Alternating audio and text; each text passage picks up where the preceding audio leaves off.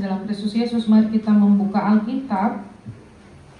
Kita akan membaca firman Tuhan dalam 2 Raja-Raja 5 ayat 1 sampai 3 dan dilanjutkan ayat 7 sampai 15.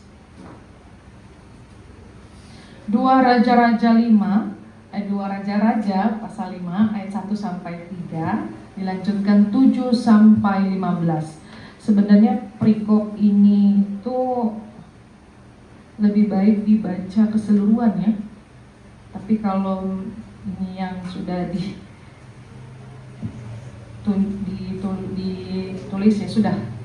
Tapi Bapak Ibu nanti silahkan membaca baiknya sih sampai habis. Oke. Kita baca, saya baca untuk kita semua. Naaman, panglima Raja Aram, adalah orang terpandang di hadapan tuannya dan sangat dihormati. Sebab melalui dia Tuhan telah memberikan kemenangan kepada Aram. Ia seorang pejuang gagah perkasa, tetapi menderita suatu penyakit kulit. Orang Aram pernah melakukan penyerangan secara bergombolan dan membawa sebagai tawanan seorang gadis remaja dari negeri Israel. Gadis itu menjadi pelayan istri Naaman. Ia berkata kepada nyonyanya, "Sekiranya tuanku menghadap nabi yang di Samaria itu, tentulah nabi itu akan menyembuhkan dia dari penyakit kulitnya." Ayat 7 sampai 15. Segera sesudah Raja Israel membaca surat itu, ia mengoyak pakaiannya serta berkata, "Apakah aku ini Allah yang mematikan dan menghidupkan, sehingga orang ini mengirim pesan kepadaku agar menyembuhkan seorang dari penyakit kulitnya? Lihatlah dan sadarilah, ia mencari gara-gara terhadap aku." Ketika didengar Elisa abdi Allah itu bahwa Raja Israel mengoyak pakaiannya, ia mengirim pesan kepada raja, bunyinya, "Mengapa engkau mengoyak pakaianmu? Biarlah orang itu datang kepadaku supaya ia tahu bahwa ada seorang nabi di Israel." Kemudian Naaman datang dengan kuda serta keretanya dan berhenti di depan pintu rumah Elisa. Elisa menyuruh orang mengatakan kepadanya, "Pergi dan mandilah 7 kali di sungai Yordan. Tubuhmu akan pulih kembali dan engkau menjadi tahir." Tetapi Naaman marah lalu pergi sambil berkata, "Sungguh kukira ia pasti keluar menemuiku dan berdiri menyebut nama Tuhan Allahnya, lalu menggerak-gerakkan tangannya di atas bagian yang sakit dan menyembuhkan penyakit kulitku itu. Bukankah Abana dan Parpar, sungai-sungai Damsyik, lebih baik daripada segala sungai di Israel? Bukankah aku dapat mandi di sana dan menjadi tahir?" Lalu ia berbalik dan pergi dengan geram. Tetapi pegawai-pegawainya datang mendekat serta berkata kepadanya, "Bapa, seandainya nabi itu menyuruhmu melakukan hal yang sukar, bukankah engkau akan melakukannya? Apalagi ia hanya berkata kepadamu, mandilah dan engkau akan menjadi tahir." Lalu ia turun membenamkan dirinya 7 kali dalam sungai Yordan, sesuai dengan perkataan abdi Allah itu. Tubuhnya pun pulih kembali seperti tubuh seorang anak kecil dan ia menjadi tahir. Kemudian ia bersama seluruh pasukannya kembali kepada abdi Allah itu ketika sampai ia berdiri di hadapan Elisa dan berkata, "Sekarang aku tahu bahwa di seluruh bumi tidak ada Allah kecuali di Israel. Karena itu terimalah pemberian dari hamba-Mu." Demikianlah pembacaan firman Tuhan. Berbahagialah kita yang mendengar dan melakukannya. Amin. Selamat malam Bapak Ibu Saudara-saudari yang terkasih. Karena ini bulan keluarga, saya mau nanya dulu, ada berapa anak-anak yang ikut pada malam hari ini? Anak-anak itu ya seumuran anak-anak sekolah minggu lah ya. Ada enggak? Hanya 1 orang ya? Berarti hanya 1 ya? 3? Siapa aja sih share-nya? Oh, oke, boleh lah. Berarti nanti kuisnya jadi ya. Karena saya sudah mempersiapkan hadiah buat ya katalah anak-anak remaja yang bisa menjawab pertanyaan yang sudah saya persiapkan. Karena itu ya dihimbau anak-anak juga mendengarkannya. Pertanyaan mudah, tidak susah. Oke, Bapak Ibu yang terkasih dalam Kristus Yesus, bacaan kita pada malam hari ini berkisah tentang Naaman. Dia seorang panglima raja perkasa yang dihormati dan disegani oleh Raja Syria. Naaman ini terkenal Bapak Ibu karena dia berhasil memenangkan perang melawan bangsa Israel. Karena itu sejarah mencatat bahwa bangsa asing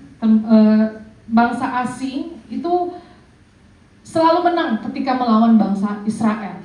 Jadi bangsa asing ini musuh dari bangsa Israel. Mengapa bangsa asing selalu menang? Karena ada yang mengatakan, ada yang berpendapat bahwa supaya bangsa Israel sadar gitu, supaya mereka bertobat dari ketidaktaatannya kepada Tuhan. Jadi Naaman ini orang Aram. Ia adalah kelompok bangsa Semit yang tinggal di wilayah yang sekarang disebut Syria dan Irak bagian barat. Dan bapa leluhurnya dalam perjanjian lama disebut adalah cucu Nuh dan putra dari Sem, anak sulung Nuh. Kita bisa baca di Kejadian 2. Jadi Bapak Ibu, di balik kesuksesan dan kehebatan, kejayaan Naaman ini, ternyata ia juga sedang mengalami sakit. Dikatakan dia sedang sakit, yaitu sakit kulit, sakit kusta. Yang pada saat itu penyakit kusta ini susah disembuhkan, susah diobatin, bisa menjadi penyakit seumur hidup. Jadi Naaman ini di tengah kegundahan, kegelisahannya ini ternyata dia punya keterbatasan. Dan dia pengen sembuh Bapak Ibu dari penyakitnya ini. Dan sudah berbagai macam cara yang dia lakukan, tapi ternyata belum juga berhasil. Karena itu ada seorang pelayan perempuan, ya, kata budak, di ayat 3 tadi yang kita baca, budak ini milik istrinya Naaman, dan budak ini adalah perempuan tawanan perang orang Aram, anak perempuan dari Israel yang dipekerjakan untuk melayani istri Naaman. Nah, pada saat itu anak perempuan ini berpesan kepada istri Naaman agar Naaman pergi ke Nabi Elisa di Samaria. Lalu istri Naaman menyampaikan kepadanya dan Naaman mengikuti usulan dari anak perempuan Israel itu. Akhirnya dia mempersiapkan segala sesuatu yang harus dibawa dan terutama dia mempersiapkan dirinya. Nah, dia pergi menemui Elisa, tetapi Bapak Ibu dia tidak bertemu langsung dengan Elisa. Dia bertemu siapa? Dia bertemu dengan pesuruhnya Elisa yang bernama Gehazi. Lalu Elisa menitipkan pesan kepada Gehazi agar Naaman mandi berapa kali Bapak Ibu? 7 kali di Sungai Yordan. Nah, di sini Naaman menolak. Ya. Ia merasa kecewa, ia merasa disepelekan Bapak Ibu karena dia jauh-jauh datang ke Samaria, ia pengen bertemu dengan Elisa. Kok malah yang bertemu sama pesuruhnya? Di situ satu, dia kesal. Dan yang kedua dia kesal, kecewa karena kok yang saya dapat hanya mendapat perintah mandi 7 kali di Sungai Yordan sih. Ya. Dalam pikiran Naaman kalau hanya sekedar mandi di Sungai Yordan, ya katanya di situ buat apa jauh-jauh mandi ke Sungai Yordan untuk sembuh. Sedangkan di sungai apa tadi katanya Abana dan Parpar di Damsik lebih dekat dan airnya lebih bersih gitu. Jadi kalau kita lihat Naaman ini yang diharapkannya sebenarnya kepada Elisa adalah Elisa melakukan ritual besar atas dirinya, ritual untuk mengobati penyakitnya, ritual ya pokoknya yang besar lah karena dia sebagai seorang yang terhormat, itu yang dia inginkan kepada Elisa. Tetapi tidak seperti itu, tidak sesuai dengan apa yang dia harapkan. Akhirnya dia menolak Bapak Ibu. Pada saat itu dia menolak. Namun Bapak Ibu, oleh hamba-hambanya dikatakan, hamba-hambanya membujuk Naaman. Ya, ayolah Pak, tidak apa-apa, coba aja gitu loh. Kalau dibahasakan sekarang ya, mandi aja di sungai 7 kali. Apa sih susahnya? Gitu. Mungkin kalau melakukan hal yang besar, mungkin Bapak bisa melakukan. Tapi kan ini hanya hal-hal yang sederhana. Pasti Bapak bisa. Akhirnya dengan ya bujukan dari para hamba-hambanya itu Naaman mengikuti. Ia mandi 7 kali di Sungai Yordan dan ia menjadi tahir Bapak Ibu. Apa yang dialami Naaman ini terheran-heran Bapak Ibu. Yang awalnya dia berpikir, ya ngapain sih hal ini, sesuatu hal yang remeh sepele. Ternyata hal itu yang membuat dia sembuh. Jadi dia menyimpulkan bahwa bukan karena mandi di sungai yang membuat dia sembuh, tetapi karena Allah Israel yang penuh kuasa yang menyembuhkan dia. Dan Naaman pada saat itu ketika dia sembuh, ketika dia pulih, dia mengakui, dia sadar, dia berubah bahwa ada satu Allah di muka bumi ini, yaitu Allah Israel. Karena itu dia mengucap syukur, berterima kasih. Ia ingin memberikan hadiah kepada Elisa, tapi Elisa menolak. Karena Elisa merasa dia tidak layak menerima hadiah itu. Karena yang dia lakukan ini, ya dia nggak layak lah menerima itu, hanya Allah yang layak. Karena itu adalah perbuatan dari Allah, bukan dari Elisa sendiri. Jadi Naaman tidak kecewa Bapak Ibu, melainkan dia tetap menunjukkan perubahan dalam dirinya bahwa dia tetap menyembah Allah orang Israel. Jadi Bapak Ibu, ternyata mandi di sungai ini, ya saya berpikir-pikir kemarin, mandi di sungai ini ternyata mirip ya seperti di India. Tahu ya Bapak Ibu? Kenapa Bu Kristin? Iya, udah terbayang ya? Mandi di sungai mana Bapak Ibu? Di sungai Ganggang. Iya, sebagian umat di sana percaya bahwa mandi di sungai Ganggang itu dapat menyucikan, dapat menyembuhkan dari segala sakit penyakit. Karena sungai Ganggang dianggap sungai yang suci, sakral gitu ya. Tapi kita yang nggak lihat langsung di sana, tapi kita bisa lihat di berita ya. Bagaimana sih sungai Ganggang itu? Ya rasanya sih saya tidak percaya ya bisa menyembuhkan penyakit ya. Kalau kita lihat sepertinya tidak steril, tidak sehat. Ya samalah, mirip-mirip seperti di sungai Citarum. Ada yang mau mandi di Citarum Bapak Ibu? Tidak ada, saya mah tidak mau. Tapi yang menarik dari kisah ini Bapak Ibu bukan soal sungainya atau mandi di sungai, tetapi pengalaman kesembuhan yang dialami Naaman.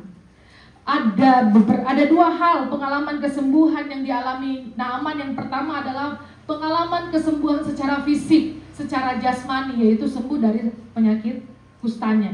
Yang kedua adalah relasi. Nah Bapak Ibu, secara fisik di sini, ia mandi di sungai 7 kali, lalu dia sembuh karena kuasa Allah. Sama seperti kita di zaman sekarang, ketika kita sakit, kita berobat ke rumah sakit ya, kita menjalani terapi, makan obat, istirahat, tidur dan lain sebagainya. Tapi tentunya yang utama dari proses itu adalah kita berdoa kepada Allah, karena kita mengimani bahwa Allah lah yang punya kuasa dalam menyembuhkan dan memulihkan kita. Amin Bapak Ibu. Nah, jadi Bapak Ibu, dari kisah ini juga kesembuhan Naaman yang secara fisik, kita melihat bahwa mandi di sungai di kisah perjanjian lama ini hanyalah cara Tuhan sebenarnya untuk menunjukkan kuasanya kepada Naaman, dan sebuah cara Allah untuk agar Naaman percaya bahwa Allah Israel adalah seorang tabib yang menyembuhkan, yang sesungguhnya bukan dewa Baal yang mereka sembah. Karena Naaman ini sebenarnya percaya kepada dewa Baal. Kemudian Bapak Ibu, memiliki uang, harta. Yang kita tahu ya, Naaman ini ya panglima yang memiliki banyak harta dan segalanya lah dia punya, karena dia orang yang sangat disegani dan dihormati dan selalu menang dalam peperangan. Jadi sebenarnya memiliki uang, harta banyak itu tidak menjamin kesembuhan dan tidak juga menjamin kita terhindar dari sakit penyakit. Misalnya kemarin pengalaman kita bersama COVID ya. COVID tidak pandang bulu, saya datengin deh yang kurang mampu gitu ya. Tapi tidak, semuanya kena gitu loh. Nah, karena itu Bapak Ibu, disinilah imannya diuji. Apakah Naaman ini benar-benar percaya beriman kepada Allah atau hanya sekedar kepentingannya sendiri. Kemudian Naaman diuji apakah benar-benar dia taat dan rendah hati mengikut perintah Tuhan. Nah, di poin yang kedua Bapak Ibu, di sini saya melihat kesembuhan soal relasi. Di setiap hubungan yang baik, ya, di setiap relasi yang baik dipengaruhi dengan komunikasi yang baik. Dan ini menjadi pembahasan kita pada malam hari ini dalam tema bulan keluarga. Temanya apa Bapak Ibu? Komunikasi yang menyembuhkan. Komunikasi dalam keluarga ini bukan sekedar perkataan Bapak Ibu, melainkan komunikasi sebagai perekat yang menyatukan kita. Terkadang Bapak Ibu, permasalahan yang timbul dalam relasi keluarga kita, salah satunya adalah karena kurang adanya komunikasi yang baik. Sesederhana itu. Tapi sesederhana itu bisa membakar rumah tangga kita. Ada banyak Bapak Ibu suami-suami kalau pulang ke rumah ya, bingung mau ngomong apa kepada pasangannya. Ketika berdua dengan pasangannya ya, dia tidak tahu mau ngomong apa sama istrinya atau sama suaminya. Begitu juga anak-anaknya nggak tahu mau ngomong apa sama orang tuanya. Tapi anak-anak kalau sama temen, ya dia ngobrol, hai, bercanda, bermain, bisa nggak pulang di rumah. Begitu juga orang tua kalau sudah ngumpul sama besti-bestinya, ya, sama temen-temennya, entah ini bapak-bapak ataupun mama-mama juga, karena saya juga mengalami sih Bapak, bisa lupa pulang ke rumah, bisa malas, mager beranjak dari tempat duduk kalau sudah nongkrong nih di tempat nongkrong, karena asyik, karena menyenangkan gitu ya, jadi lupa waktu. Akhirnya nanti udah kemalaman, pulang, masuk ke rumah tinggal tidur. Ya nggak apa-apa sih, maksudnya tinggal tidur, terus pulang ke rumah tinggal tidur dan lupa berdoa. Itu yang lebih fatalnya lagi. Jadi kalau di rumah bisa adik sama kakak itu juga nggak tahu mau ngobrol apa. Satu meja makan bareng, kalau diperhatiin ya zaman sekarang, ya semua masih nggak ada komunikasi, diem aja. Yang ada tuh yang ngomong apa Bapak Ibu? Jari, iya kan? Ngetik lah, entah apalah yang dilihat. Entah itu juga sambil nonton. Ya, makanya dibilang ya nggak tahu mau ngomong apa. Begitu juga orang tua sama anak nggak tahu ya ngomong apa. Jadi Bapak Ibu, kita dalam satu keluarga ya, kita masing-masing dalam anggota keluarga ini, satu rumah, kita nggak bisa baca pikiran masing-masing kita yang di dalam rumah. Benar Bapak Ibu? Benar ya? Kita nggak tahu. Saya aja nggak tahu. Emang suami saya mau ngomong apa kalau dia nggak ngomong gitu. Meski kita satu rumah, itu satu rumah. Apalagi yang di luar rumah, relasi dengan tetangga-tetangga kita. Ya. Makanya karena itu Bapak Ibu harus dibicarakan. Karena nggak semua, kita nggak bisa membaca pikiran orang.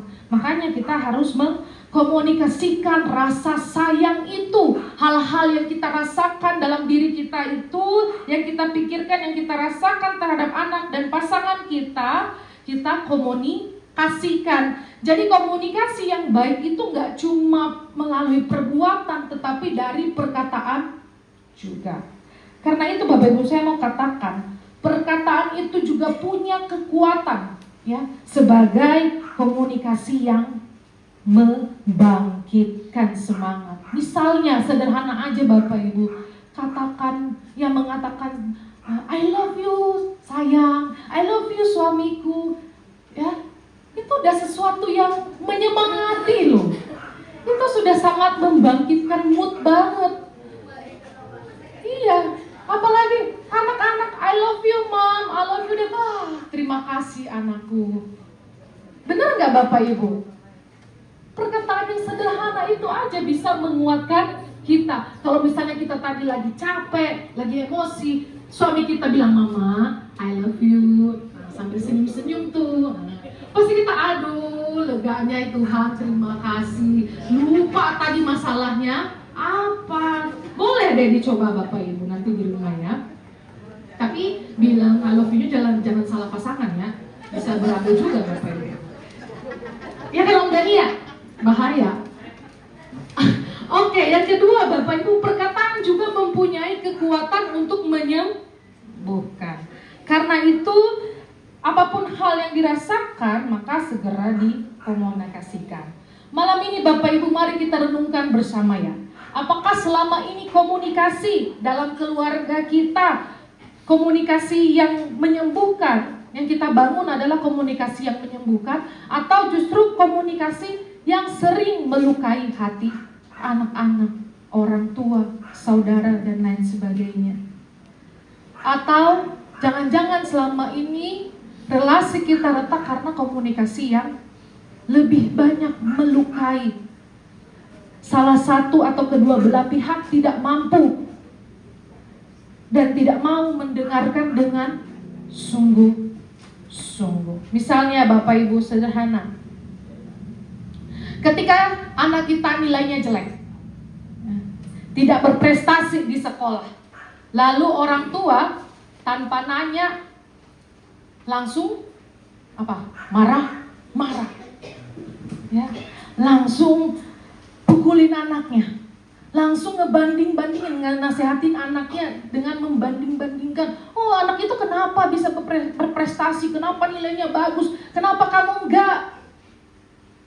Ada orang tua yang seperti itu kepada anaknya, sehingga si anak menjadi takut, malas ke sekolah, minder. Bahkan ada yang sampai depresi Bapak Ibu, anaknya sampai depresi karena dia tidak bisa mengikuti tuntutan dari orang tuanya. Harus berprestasi, harus juara satu, apapun kegiatan nilainya harus besar-besar. Aduh, ampun deh kalau ada orang tua seperti itu. Mungkin gak sih Bapak Ibu lebih baik dalam kondisi seperti itu, kita sebagai orang tua membangun komunikasi dengan memberi nasihat yang menyemangati, atau mendengarkan anak kita terlebih dahulu, kita tanyakan kepada dia apa yang sebenarnya dia alami, mengapa bisa terjadi seperti itu. Atau kita dampingi dia dalam mengeksplor segala bakat-bakat yang dia miliki. Itu lebih baik, lebih enak, lebih bisa diterima oleh si anak. Dan kita juga sebagai orang tua, kita saksikan sendiri. Atau Bapak Ibu anak kecil yang tantrum ya, karena sesuatu hal yang dia tidak bisa katakan, yang tidak bisa dia utarakan, lalu orang tuanya juga ikut tantrum, marah-marah. Kenapa sih nak? Marah-marah aja. Kenapa sih nak? Nangis-nangis aja. Nah, itu susah ya tuh Bapak. Kadang seperti itu ya.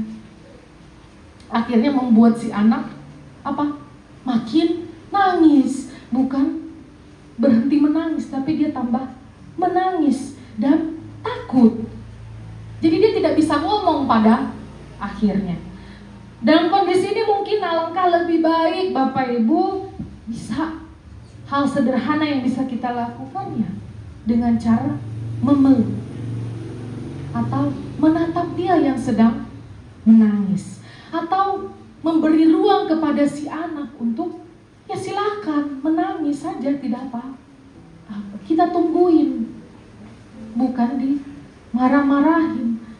Dengan membiarkan dia menangis, menatap, bahkan memeluk dia, bukankah itu suatu bahasa komunikasi yang mengasihi? Bapak Ibu Saudara, ini kesaksian saya karena ini bulan keluarga ya, dan ini kesempatan sih sebenarnya bagi saya untuk klarifikasi Bapak Ibu. Suami saya Pak Sosam ya, masih Pak Sosam, bercanda ya Bapak Ibu, suka sebel sama saya Karena kalau kami berdua nih ada konflik ya, saya memilih diam. Tahu ya Bapak Ibu, suami saya suka bilang, kalau saya ini suka silent treatment. Tapi bagi saya bukan silent treatment sebenarnya Bapak Ibu. Hanya sekedar menunda pembicaraan sampai saya benar-benar nyaman. Karena kalau silent treatment itu sebenarnya, itu lebih mengarah kepada hal yang negatif. Prosesnya semua negatif dan tidak sehat, yang pada akhirnya adalah kegagalan dalam rumah tangga. Itu sebenarnya silent treatment. Tapi bagi saya itu bukan silent treatment. Itu hanya menunda pembicaraan, sekali lagi Bapak Ibu, sampai menunggu saya benar-benar nyaman. Tapi ya saya terbuka kalau suami saya tidak bisa menerima hal itu. Karena saya melihat dia belum terbiasa, ya. Dan ya dia mungkin belum siap menerima respon seperti itu dari saya. Dan saya akui kami berdua ini sangat-sangat berbeda dalam menyelesaikan masalah di antara kami berdua. Kalau suami saya, Pak Sosam itu tipenya dia pengen yang saat itu juga langsung diobrolin, langsung ngomong, jebrik, apa masalahnya begini dan sebagainya. Oke. Tapi kalau saya tidak bisa seperti itu, karena rasanya ya langsung diobrolin, kesannya kayak ya udah selesai, gitu aja. Saya tidak mau penyelesaian masalah yang begitu aja, karena menurut saya bisa jadi tidak tuntas gitu loh. Bahkan bisa menimbulkan masalah-masalah yang baru. Apalagi kalau saat itu saya sedang emosi, makin tidak selesai masalahnya. Jadi saya memilih diam Bapak Ibu karena sebenarnya pada saat itu saya sedang berproses. Saya sedang mengolah diri saya. Saya sedang merenungkan sebenarnya masalahnya apa sih? Kenapa kami bisa bertengkar? Ya. Mengapa bisa terjadi? Salahnya di mana? Bukan menyalahkan salah satu orang, tapi salahnya di mana? Apa?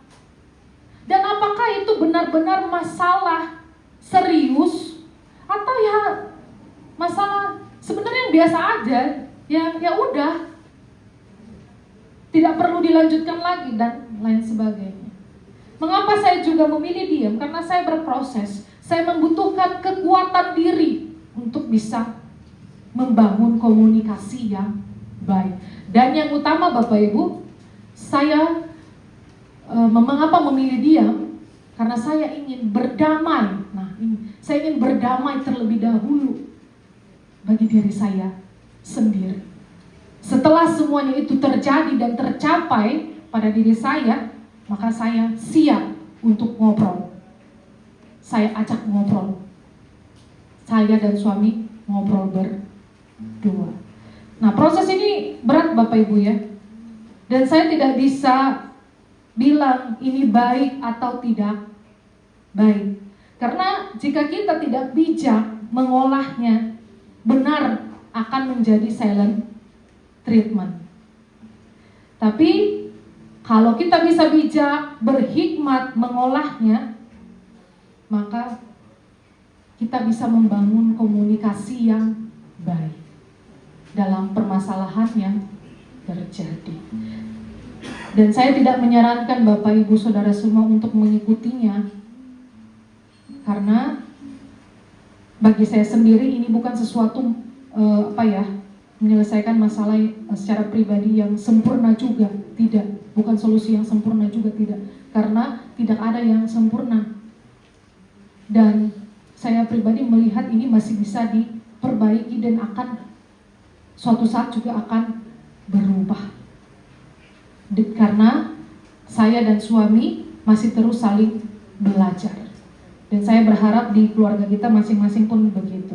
Jadi Bapak Ibu Saudara, ada banyak ya cara membangun komunikasi yang menyembuhkan sesuai tema kita pada malam hari ini. Saya melihat dari sudut pandang psikologi, ada yang memperkenalkan istilahnya mengenal bahasa cinta atau love language. Ini diperkenalkan oleh Dr. Gary pada tahun 92 Bapak Ibu. Nanti Bapak Ibu bisa googling sendiri karena saya tidak mau memperdalam lagi, tapi kalau kita googling di situ ada lebih banyak nanti infonya diberitakan. Yaitu yang pertama, sedikit saya infonya itu melalui ucapan perasaan. Yaitu tadi ada orang senang jika dia dipuji gitu. Kemudian menunjukkan dalam perbuatan. Ibu-ibu, bapak-bapak, ibu-ibu itu senang kalau mereka ditolong dalam pekerjaan rumah tangga. Benar ya ibu-ibu? Benarkah ibu-ibu? Oh, oke deh, kita balik. Ibu-ibu, bapak-bapak juga senang kalau mereka ditolong dalam pekerjaan rumah tangga. Benar ya bapak-bapak? Benar. Iya, pada ngangguk-ngangguk di sebelah sini nih. Paling kencang kayaknya mereka ngangguknya. Jadi bapak ibu, yang kedua, quality time. Nah, itu juga salah satu bahasa cinta, quality time. Keluarga kita bisa membuat quality time bersama anak-anak, entah itu jalan-jalan atau nonton bersama dan lain sebagainya. Dan selanjutnya Bapak Ibu bisa googling sendiri. Tapi pada malam hari ini kita fokus dari kisah Naaman Bapak Ibu. Ternyata ada banyak hal yang dapat kita renungkan untuk menciptakan komunikasi yang menyembuhkan. Jika dalam keluarga kita yang pertama, Bapak Ibu saling membangun komunikasi yang tulus dan penuh kasih. Karena komunikasi yang penuh kasih Bapak Ibu bisa melunakkan hati yang sedang penuh amarah, hati yang sedang egois. Benar Bapak Ibu? Benar ya? Oleh karena itu dibutuhkan komunikasi yang tulus. Seperti hamba-hamba Naaman Bapak Ibu, yang pada saat itu ketika Naaman sedang gusar, sedang marah, karena dia merasa disepelekan, direndahkan, itu pemikiran dianya. Hamba-hambanya langsung mendekati Naaman dan memberikan saran yang baik. Kemudian yang kedua Bapak Ibu, saling rendah hati dalam mendengarkan. Kadang kita merasa lebih tahu, ya.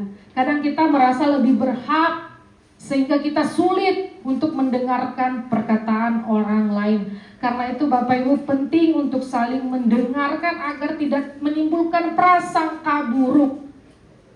Bapak Ibu, kita jangan sampai terjebak seperti Naaman yang hampir kehilangan kesembuhannya karena kesombongan dan ekspektasinya sendiri yang mengharapkan kalau Elisa datang langsung kepadanya dan melakukan ritual besar sebagai seorang yang terhormat. Jangan sampai Bapak Ibu, karena itu butuh kerendahan hati dalam mendengarkan.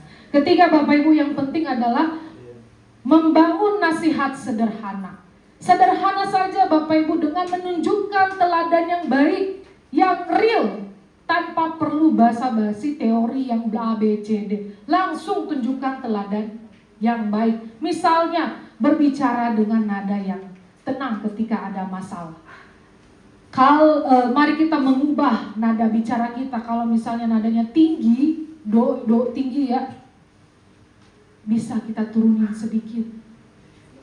Ke mana Bapak Ibu? Ke do, re, mi, ke mi lah ya, agar lebih tenang sedikit. Jadi lawan bicara kita, pasangan kita pun senang, hati kita pun senang yang mendengarkan.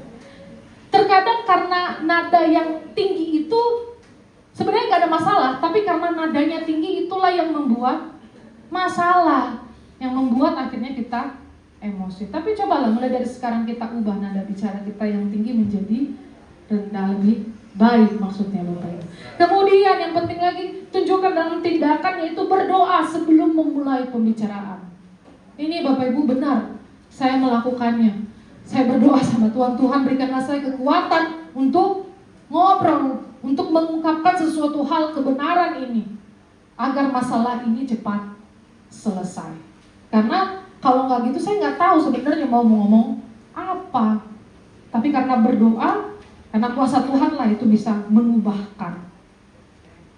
Kemudian mendengar dengan sepenuh hati Bapak Ibu. Terkadang permasalahan dalam rumah tangga itu kita nggak butuh solusi yang apa ya, yang gimana-mana. Sebenarnya kita cuma butuh didengarkan saja, didengarkan dengan sepenuh hati. kita sebenarnya cuma butuhnya itu doang. Ada yang seperti hal itu. Karena ketika dia didengarkan, ketika dia ungkapkan semua perasaannya, dia merasa lega karena itu dibutuhkan untuk mendengarkan sepenuh hati.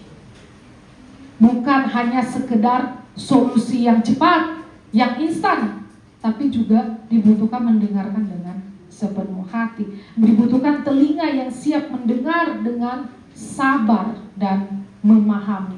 Jadi bukan tugas pendeta aja ya Bapak Ibu, kita semua di sini juga harus demikian di dalam keluarga kita. Apalagi Bapak Ibu, kita saling meminta maaf. Jangan tunggu si A yang harus minta maaf, tapi mulailah lebih dulu meminta maaf, karena tidak mengurangi rasa hormat. Kemudian mari kita saling menguatkan dan terlebih memberikan waktu kepada orang lain, anggota keluarga kita untuk berbicara. Ini juga penting Bapak Ibu, apalagi anak-anak. Kalau sudah melakukan kesalahan karena dia dianggap kecil, udah nggak usah ngomong, diam gitu. Ada seperti itu. Dia tidak diberikan waktu untuk ngomong sebenarnya apa yang dia rasakan.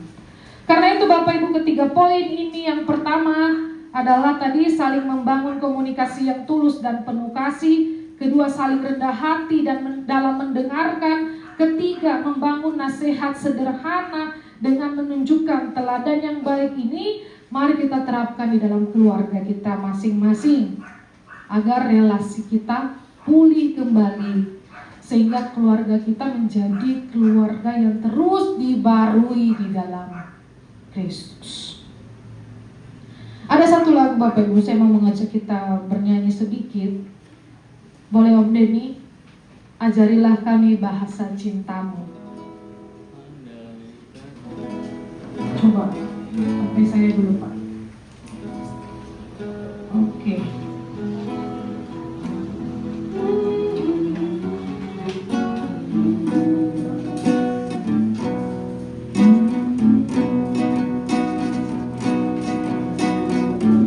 Ya, andai kan aku pahami. Yang nggak tahu bisa buka HP ya.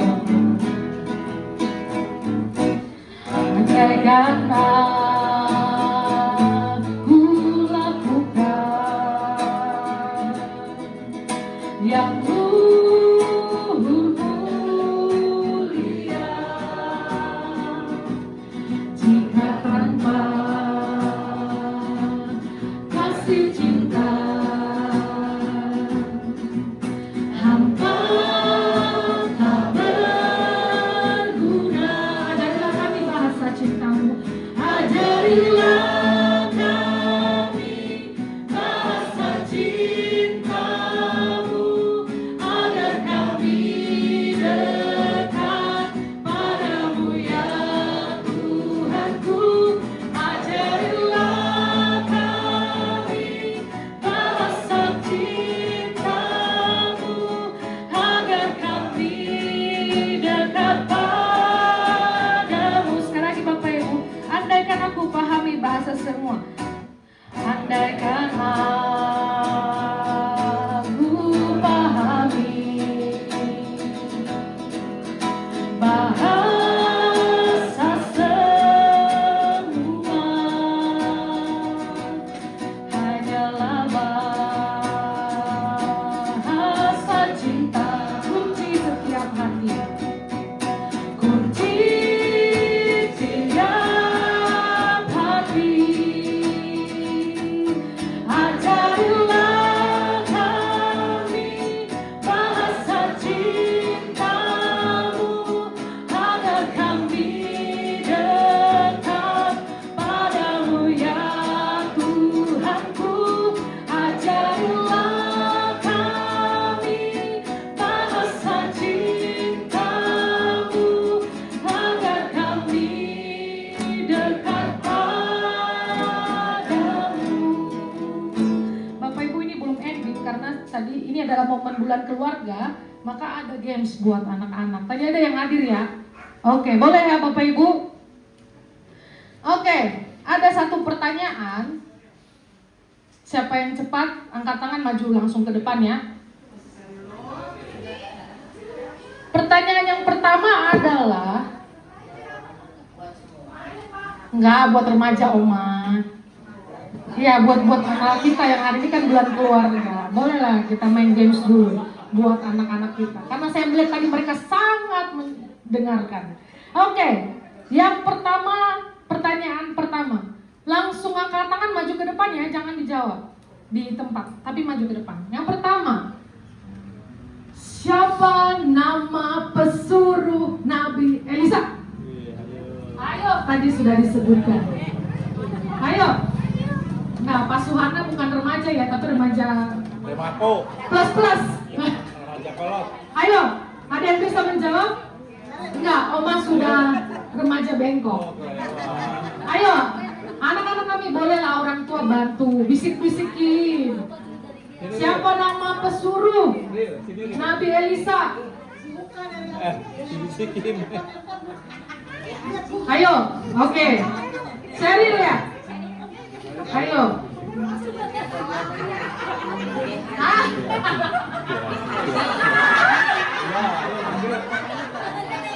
Nadanya jauh banget ya. Oke, siapa deh? Siapa? Jadi Gimana, benar Bapak Ibu? Betul ya. Oke, silakan ambil hadiahnya di situ satu, pilih kamu mau yang mana. Oke, pertanyaan kedua.